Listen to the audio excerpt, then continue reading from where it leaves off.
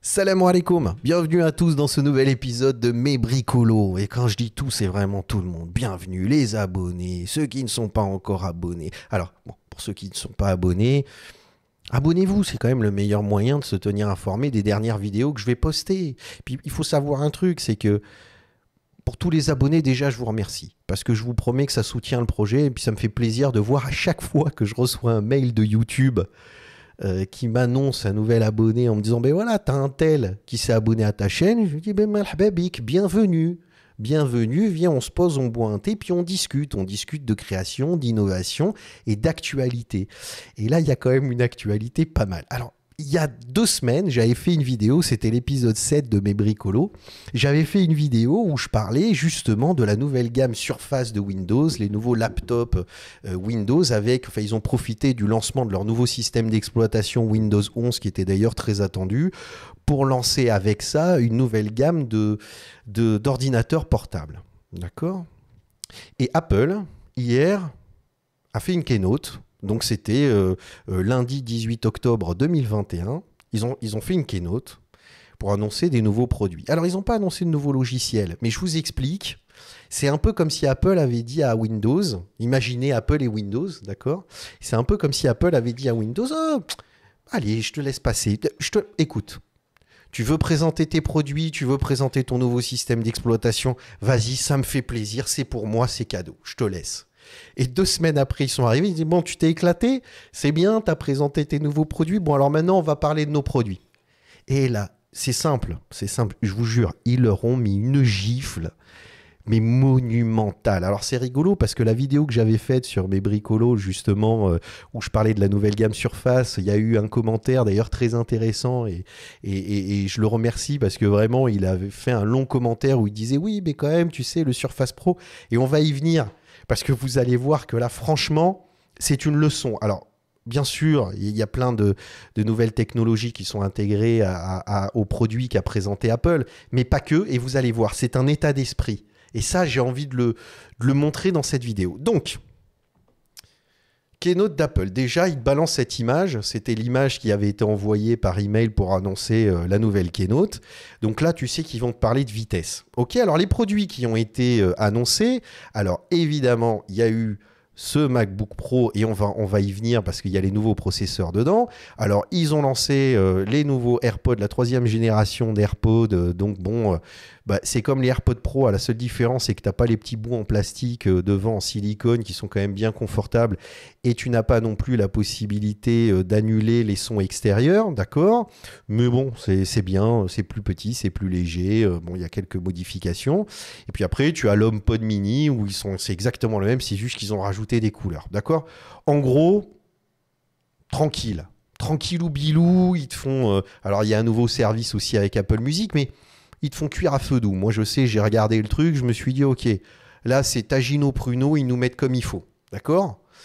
Et puis après, ils te balancent un truc. Alors, avant de te balancer le MacBook Pro, dans l'event d'Apple, il y a un mec qui se pointe avec un accent des pays d'Europe de l'Est, et le mec, il te met d'accord. Tu vois ? Alors, je vais vous balancer la vidéo. Je ne sais pas si on va bien l'entendre. Je vais même augmenter un petit peu le son, parce que je ne sais pas si on va bien l'entendre. Mais juste, je vous mets l'introduction. Donc là, on vient de voir les dernières AirPods. On vient de voir les HomePod avec les nouvelles couleurs. Je te dis, tranquille. Tagine, pruneau, aux amandes, petite sauce, ils parfument. Et là, ils te disent, bon, allez, on va te mettre à cuire tout doux. Voilà. Et là, Johnny, deep dive, il te dit, je te parle d'un nouveau processeur. Et là, Johnny, il est au taquet, Johnny. T'as vu comment il est ? Relentless. Alors, bien sûr, je montre pas Johnny pour vous traduire ce qu'il raconte, mais je vous montre Johnny pour vous montrer à quel point le mec, il est au taquet, poigné dans l'angle. D'accord ? Il est en train de te dire, moi, écoute, mon poulet, j'ai sorti la chemise et les petites chaussures cirées, je me suis mis comme il faut, parce que là, je vais t'en foutre plein la tronche. Et franchement, honnêtement, c'est du niveau. C'est du niveau. Alors, qu'est-ce qu'ils annoncent ?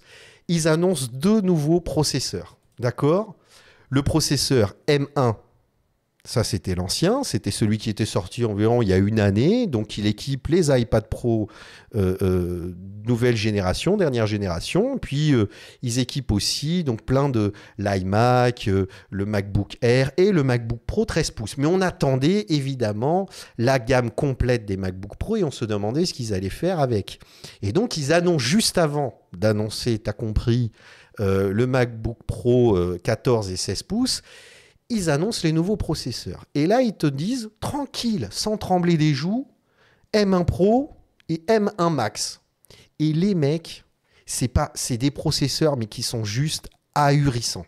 Alors, non seulement, alors faut comprendre, c'est un peu technique, je ne vais pas rentrer dans le détail, mais en gros, ce qui pose problème généralement, quand tu montes ta machine, alors moi par exemple j'ai un PC, je travaille avec un gros PC, il est déjà, ça fait un petit paquet de temps qu'il est là, mais en gros ce qui est important c'est la carte mère, parce que c'est la façon dont les données entre le processeur, la RAM et ta carte graphique vont transiter. Alors si jamais tu as un super processeur, tu as une super RAM, mais qu'en fait elles communiquent mal entre elles, ça prend du temps, c'est pas assez rapide, bah tu profites pas de la puissance totale de ton processeur, de ta RAM, etc. C'est-à-dire c'est une infrastructure complète qui doit être parfaitement homogène pour optimiser absolument ta machine au complet, quoi. Vraiment que tout fonctionne correctement et à plein régime.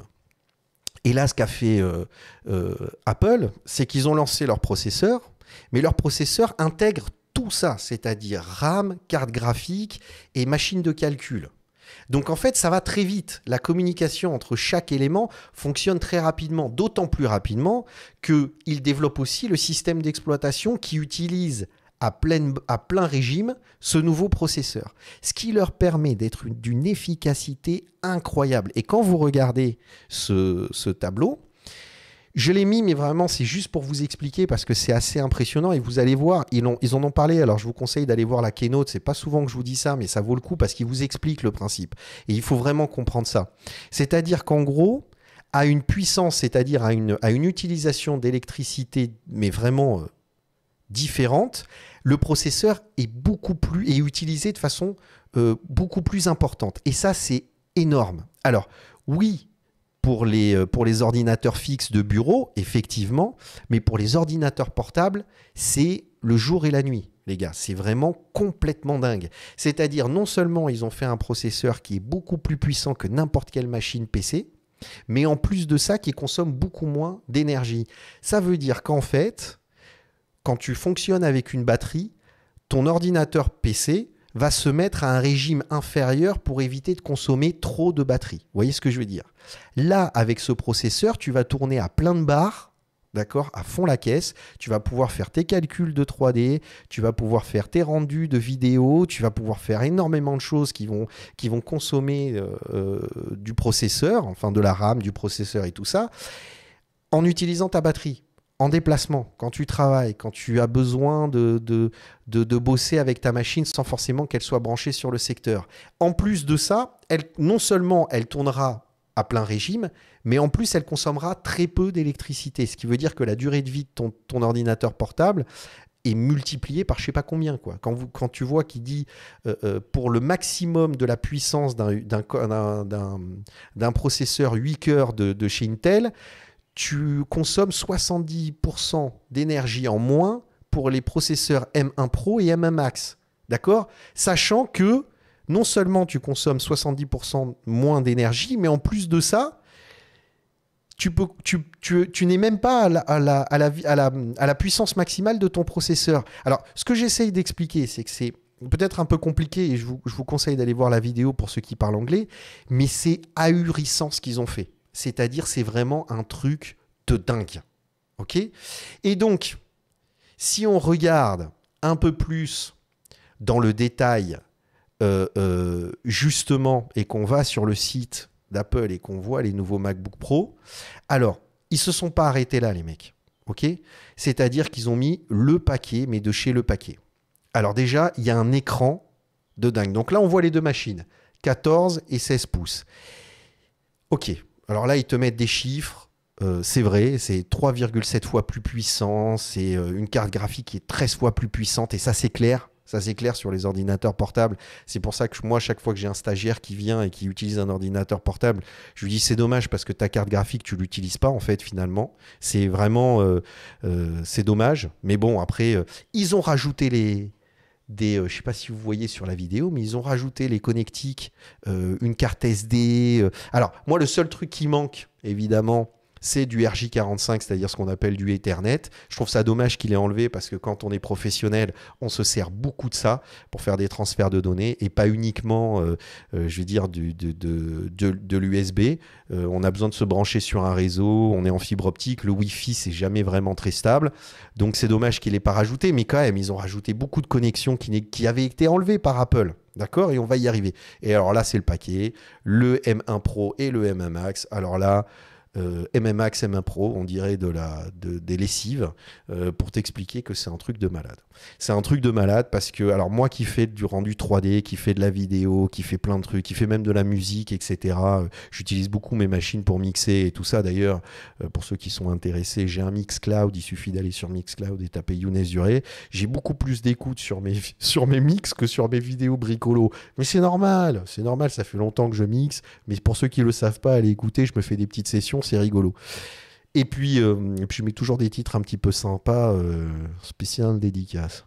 Et alors donc là, on arrive à une machine super puissante qui te permet de faire tout ça. Donc on est clairement sur une machine pro, d'accord, qui permet de faire énormément de choses, que ce soit du rendu vidéo, du rendu 3D, des animations, ce genre de choses. On est vraiment sur une machine pro. Ok, et on est tellement sur une machine pro que la puissance associée à l'écran, parce qu'ils ont pas uniquement fait une machine surpuissante, ils ont aussi vraiment travaillé l'écran XDR en 120 Hz, c'est-à-dire c'est le même que vous avez sur l'iPad. L'iPad Pro à 120 Hz avec un écran XDR d'une qualité absolument incroyable. Les noirs sont noirs. Enfin, je veux dire, vous avez besoin de travailler l'image. L'iPad Pro, c'est génial. Vous ouvrez Lightroom, vous pouvez travailler votre image, vous allez chez un imprimeur, c'est impressionnant de voir le rendu entre votre écran et l'impression dans la réalité. Ben là, c'est pareil avec votre MacBook Pro. C'est vraiment un truc de dingue, d'accord ? Donc vraiment, ils ont bossé, les mecs, ils ont bossé. Alors, ce que je trouve intéressant, c'est que, et c'est là où je parle de mentalité, et c'est là où je parle de façon d'envisager le produit, c'est que Apple avait rajouté, vous savez, le touch bar. C'était cette espèce de barre tactile qui fonctionnait mal. Ils avaient enlevé des connectiques. On n'avait plus de SD card. On n'avait plus il nous manquait des connectiques.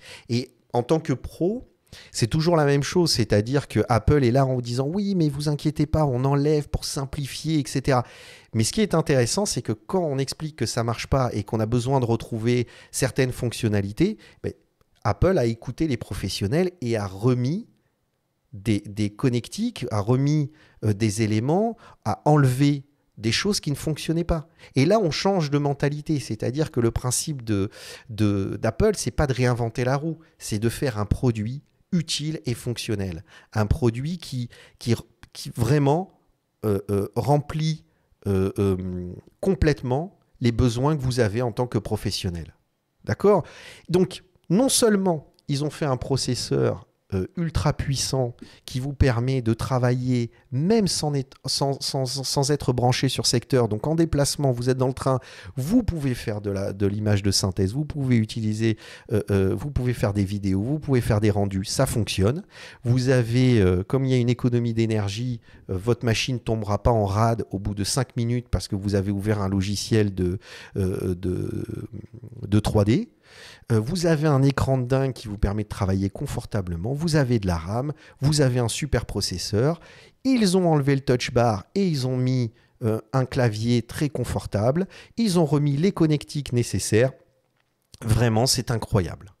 Alors là, c'est là où je vous parle de mentalité et je fais référence avec la vidéo de mes bricolos, épisode 7. Alors pour ceux qui ne l'ont pas vu, cette vidéo, je vous encourage à aller la voir parce que ça vous permettra de montrer, mais très rapidement, je vous montre les Surface Pro où justement il y a une multitude de fonctionnalités qui a été rajoutée. Et dans la vidéo de cet épisode 7 de mes bricolos, j'explique que vraiment on a l'impression qu'ils ont fait du pâte-à-foin, un objet hybride, pas hyper puissant, un petit peu bancal, avec plein de fonctionnalités. Certes, on peut trouver des astuces, mais même dans la discussion que j'ai eue avec un des abonnés de cette chaîne, on sentait que c'était pas très clair. Oui, mais on pourrait faire ci, oui, mais on pourrait faire ça. Et je comprends. Et c'est vrai qu'il y a des possibilités, mais c'est trop tarabiscoté, c'est pas clair. Et là, ce qui est impressionnant, c'est que Apple, au lieu de rajouter des fonctionnalités supplémentaires d'écran qui viennent se plier, ils ont simplifié encore plus leur objet. Ils ont enlevé le touch bar, ils ont rajouté des connectiques. C'est-à-dire que eux, ils ont dit non, mais attendez, on s'oriente vers une machine pour professionnels.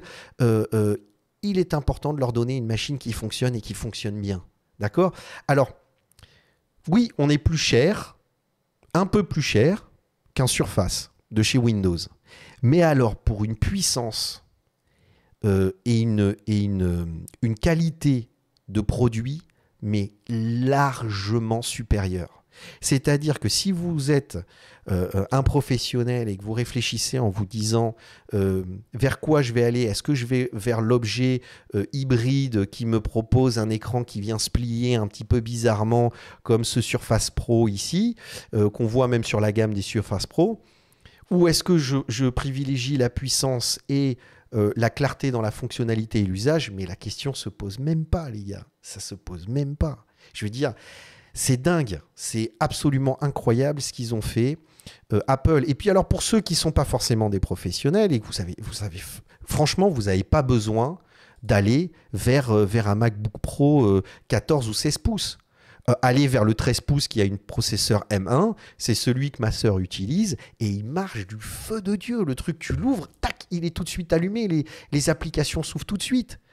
Voilà. Ou sinon, vous allez encore sur le MacBook Air, qui est encore plus léger, qui fonctionne très bien, qui lui aussi a un processeur M1. Je veux dire, c'est parfait. Ils ont une logique de gamme qui est incroyable. Alors, ce qui est intéressant de remarquer, c'est que vous avez l'iPhone, iPhone Pro, iPhone Pro Max. Vous avez l'iPad, l'iPad Pro, l'iPad Pro Max. Et là, clairement, vous avez le MacBook Pro, le MacBook Pro, M1 Pro et vous avez le M1 Max. Donc, c'est-à-dire, on est sur la même logique. Donc, on va se retrouver avec, là, c'était la gamme MacBook. Dans quelques mois, avril, mars, avril, vous allez avoir une nouvelle keynote d'Apple, peut-être même avant, qui va vous annoncer les Mac Pro, donc les tours. Et donc, vous allez avoir la même chose. Vous avez l'iMac, vous allez avoir le Mac Pro et le Mac Pro avec un Max quelque part.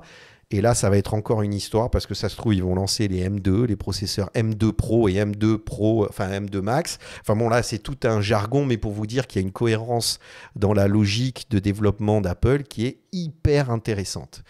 Et alors là, se pose la question parce que quand vous êtes professionnel, les logiciels que vous utilisez sont des logiciels qui consomment énormément en ressources. D'accord ?